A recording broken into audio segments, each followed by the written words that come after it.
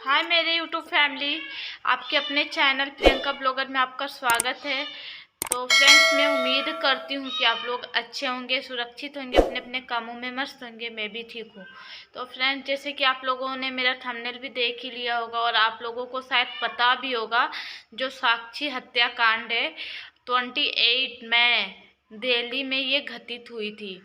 तो क्या है इसकी पूरी सच्चाई, चलिए मैं अपने ब्लॉग के थ्रू में आपको बताने की कोशिश करती हूँ। तो फ्रेंड्स, आप लोग पहले ये वीडियो क्लिप देखो। रात 8:42 का वक्त है और दिन 28 मई 2023 का, यानी उसी दिन का जिस दिन साक्षी की बेरहम हत्या को अंजाम दिया गया था। साक्षी पर 8:45 पर 32 बार बेरहमी से वार किए गए थे और ये वीडियो हत्याकांड से महज 3 मिनट पहले का है, यानी कि हत्याकांड से ठीक पहले कुछ भी असामान्य नहीं था। लेकिन 3 मिनट के बाद हंसती खेलती साक्षी जमीन पर बेसुध पड़ी थी, क्योंकि साहिल नाम के शैतान ने उसे 32 बार। तो फ्रेंड्स, आप लोगों ने ये वीडियो क्लिप देख लिया होगा। आप लोग देखे होंगे कितना नॉर्मल सब चल रहा था। साक्षी को पता भी नहीं था कि आज मेरा अंतिम रात है, उसके बाद हम इस दुनिया से चले जाएंगे। तो फ्रेंड्स, साहिल उससे प्यार करता था, कहीं साक्षी भी उससे प्यार करती थी। फिर क्या हुआ कि साक्षी उसको मना करने लगी। वजह ये थी, साक्षी अब उससे बात करना नहीं चाहती थी, क्योंकि वो उसका एक और भी सच्चाई है, मैं आप लोगों को आगे बताऊंगी क्यों मना की थी वो पर उससे पीछा छुड़वा रही थी बोल के। वो एक झबरा नाम का एक लड़का है, मैं आगे मैं अपने वीडियो में उसका क्लिप लगाऊंगी, देखिएगा। वो उसको बोली कि ये मेरे को बहुत ही ब्लैकमेल कर रहा है, मेरे को मारने की धमकी दे रहा है। दिल्ली का वो दबंग लड़का है, तो वो उसको जाके उससे मदद मांगती है। तो वो जाता है साहिल के पास और उसको बोलता है, क्या हुआ, तू इसको ऐसे ऐसे टॉर्चर करता है जब वो तुमसे बात करना नहीं चाहती है। तो उस समय साहिल कुछ बोला नहीं, ठीक है। उस समय साहिल पूरा चुप था। फिर साक्षी वीडियो कॉल पे साक्षी और साहिल का बात होता है, तो साक्षी बोलती है, क्या हुआ, तेरा दबंगगिरी कहाँ थी, तेरा मर्दानगी कहाँ गई थी, तू कुछ बोला क्यों नहीं। बस यही वजह थी कि साक्षी का इस दुनिया का छोड़ के चली गई। अब साहिल उस रात उसके सर पे खून सवार था, वो बोला अब हम उसको जिंदा नहीं छोड़ेंगे। उस रात वो जब जा रही थी, 32 बार चाकुओं से घोंपा उसे। फिर वहाँ पे पत्थर फेंक के इतना मारा बेरहमी से। वहाँ आसपास बहुत लोग थे, वो लोग अगर चाहे होते तो साक्षी बच सकती थी, पर किसी ने ऐसा नहीं किया। तो फ्रेंड्स, चलिए पर आगे आप ये वीडियो देखिए कि वो साहिल क्या सोच के साक्षी को मारा था। साहिल ने पुलिस को बताया कि झबरू की वजह से ही साक्षी का ये हाल किया, क्योंकि झबरू ने साहिल को खुलेआम धमकाया था, जो कि उस इलाके का एक दबंग लड़का है। लंबे बाल, आंखों पर चश्मा, यही पहचान है झबरू की। साहिल को शक था कि झबरू से साक्षी का अफेयर चल रहा है और इसलिए झबरू ने उसे सबके सामने झाड़ लगाई। साहिल इस बात से बेहद नाराज था कि साक्षी ने झबरू को क्यों बताया, और फिर उसने प्लान बनाया साक्षी को ही रास्ते से हटाने का। साक्षी से प्यार करता था, लेकिन साक्षी झबरू से प्यार करती थी, और फिर इस लव ट्रायंगल का खौफनाक अंत हुआ। झबरू ने साक्षी से किसी भी तरह के रिश्ते से इनकार किया और साथ कि फ्रेंड्स, आप लोगों ने ये क्लिप भी देख लिया होगा। साहिल साक्षी को इसलिए मारा, उसे लग रहा था कि झबरू और साक्षी का अफेयर चल रहा है, जबकि ऐसा नहीं था। झबरू से बस साक्षी मदद मांग रही थी कि हमें साहिल से बात नहीं करना है, मैं उससे बात नहीं कर रही हूँ, तो वो मेरे को धमकी दे रहा है कि मैं तेरे साथ गलत कर दूंगा, तुम्हें जान से मार दूंगा। इसलिए झबरू से वो मदद मांगने गई थी।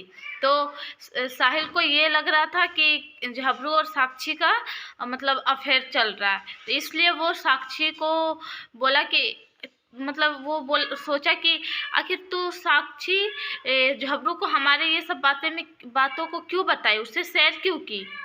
इसलिए वो आग बबूला होकर साक्षी को ही मौत के घाट उतार दिया, जबकि सच्चाई कुछ और थी। तो चलिए सच्चाई क्या थी मैं आप लोगों को बताती हूँ। तो सच्चाई ये थी कि साहिल से पहले साक्षी एक प्रवीण नाम का लड़का था, उससे प्यार करती थी। जबकि साक्षी ने प्रवीण नाम का टैटू भी अपने हाथों पे बनवा रखा था। फिर वो साक्षी ना प्रवीण के पास चली गई, फिर उसके साथ रिलेशन में आ गई, इसलिए वो साहिल से पीछा छुड़ा रही थी। और ये साहिल मतलब कुछ अलग टाइप का इंसान था, अच्छा लड़का नहीं था बोल के वो फिर वापस अपने एक्स प्रवीण के पास चली गई। खुद जुबानी सुनिए प्रवीण के उसका जो पहला वाला बॉयफ्रेंड था उसके मुंह से। चलिए फटाफट से क्लिप देखिए। उठाने वाला ना। इन तीनों के ट्रायंगल में एक और शख्स की एंट्री हुई, नाम है प्रवीण। एक दावा यह भी किया जा रहा है कि साक्षी के एक्स बॉयफ्रेंड का नाम प्रवीण था और उसने उसके ही नाम का टैटू अपने हाथ पर बनवा रखा था। साक्षी एक बार फिर से प्रवीण से बात करने लगी थी और ये बात साहिल के गले नहीं उतर रही थी। इसके बाद से ही साहिल शैतान बन गया। बताया जा रहा है कि फिलहाल प्रवीण जौनपुर में है और उससे जल्द ही दिल्ली पुलिस पूछताछ करेगी। साहिल जो है इंस्टाग्राम पेज पे बोलता भी है कि ये दुनिया मतलब चैन से मेरे को जीने नहीं देगी दोस्तों, इसलिए ऐसा करना पड़ता है। तो उसकी बदमाशी पूरा सरेआम दिख रहा है, आप वीडियो क्लिप देखो। दुनिया शांति तो जीने नहीं देती मेरे भाई, आतंक होना जरूरी है। वहीं दूसरे वीडियो में साहिल हुक्का पीते नजर आ रहा है और बैकग्राउंड में बदमाशी का गाना भी बज रहा है। इस घटना की खबर जब बागेश्वर बाबा को पता लगा तो इन्होंने भी कहा कि लोग हमें कहते हैं कि मैं धर्म को लेकर फूट डालता हूँ, भड़काता हूँ। तो शायद ही कोई ऐसा भाई होगा जिसकी बहन के साथ अगर ऐसा अन्याय हो रहा है तो शायद ही वैसा कोई भाई होगा जिसका खून ना खौलता हो। इसलिए मैं कहता हूँ कि हमारा सनातन ना मरना नहीं जीना सिखाता है, मारना नहीं। इसलिए मैं इस्लाम के खिलाफ रहता हूँ। चलिए आप ये वीडियो क्लिप देखिए। शास्त्री भी भड़क गए। उन्होंने दो टूक कहा कि लोग मुझे कट्टर कहते हैं, लेकिन इस तरह की वारदात देखकर किसी भी भाई का खून खौल जाए। साक्षी, शायद साक्षी नाम हमें अभी न्यूज पढ़ाई, हृदय हमारा विदीन हुआ। लोग हमसे कहते हैं कि आप कट्टरवादी, लोग हमसे कहते हैं कि आप विवादी बात बोलते हैं, लोग हमसे कहते हैं कि आप दंगाओं जैसी बात बोलते हैं। अपनी बहनों का जब हम ये हाल देखते हैं तो शायद इस दुनिया का कोई भी भाई होगा जिसका खून ना खोले, और इसको देखकर खून ना खोले तो वो जीते जी मर चुका है, इसीलिए हम बोलते हैं।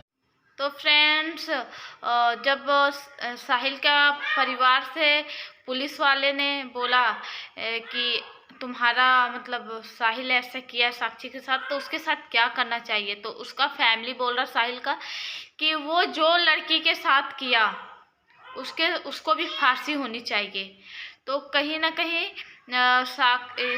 साहिल के फैमिली भी साहिल को सज़ा दिलवाना चाहते हैं। तो इसमें जात धर्म को लेके कोई टारगेट नहीं किया गया है। और अगर पब्लिक चाहता, जो वहाँ से जा रहे थे जब साक्षी को बेहरमी से मारा जा रहा था, तो अगर लोग चाहे होते तो साक्षी की जान बच गई होती। पर जब हम ही एकजुट नहीं होंगे तो लड़कियां सेफ कहाँ से रहेगी। दुनिया को ये तो समझना चाहिए, आज किसी की बहन बेटिया के साथ हो रहा है तो कल को हमारे भी बहन बेटिया के साथ हो सकता है। तो अगर वो लोग चाहे होते तो उसको पकड़ के साक्षी का जान बच गया, हालांकि वो घायल हो जाती पर उसकी जान बच गई होती, पर किसी ने भी उससे बचाने की कोशिश नहीं की। जबकि ऐसा नहीं होना चाहिए था। जब हम ही एकजुट नहीं होंगे तो बाकी लोग क्या होंगे। कहा जाता है कि बेटियां बचाओ बेटियां पढ़ाओ, पहले बेटियां मतलब बच तो जाए तब तो वो पढ़ेगी। तो फ्रेंड्स, मैं तो यही मांग करूंगी कि ऐसे जो होते हैं साहिल जैसे लोग, इन्हें मौत के घाट ही उतार देना चाहिए, इन्हें फांसी ही होनी चाहिए, क्योंकि ऐसे ऐसे लोगों की वजह से ही बढ़ावा मिलती है। कल को कोई और आएगा और भी इसको अगर कुछ ऐसा सजा ना मिले तो वो भी बढ़ावा देगा, इस घटना को अंजाम देगा। अब हम किसी को ज़बरदस्ती तो नहीं कर सकते ना कि नहीं तुम मेरे साथ रहो, सबकी अपनी ये होती है। जबकि वो नाबालिग थी, कहीं ना कहीं मेरे को लगा साक्षी भी गलत की, क्योंकि जब उसका अभी 18+ भी नहीं हुआ था और साक्षी की भी कुछ गलती थी। वो एक के साथ ना दूसरे के साथ आके फिर तीसरे के साथ। साक्षी पढ़ने में भी उतनी ठीक नहीं थी, वो मतलब बस घूमने में उसका ज़्यादा ये था, तो कहीं ना कहीं उसकी भी कुछ गलतियों की वजह से वो अपनी जान को गंवाई है। पर ऐसे साहिल को ज़बरदस्ती करने का कोई हक नहीं था। तो फ्रेंड्स, आप लोग भी अपना राय कमेंट में दीजिएगा कि साहिल के साथ क्या करना चाहिए। तो फ्रेंड्स, मैं आगे की अपडेट आपको दूंगी, जैसे क्या इस केस का खुलासा होती है। तो मिलते हैं नेक्स्ट व्लॉग में। बाय बाय अभी के लिए।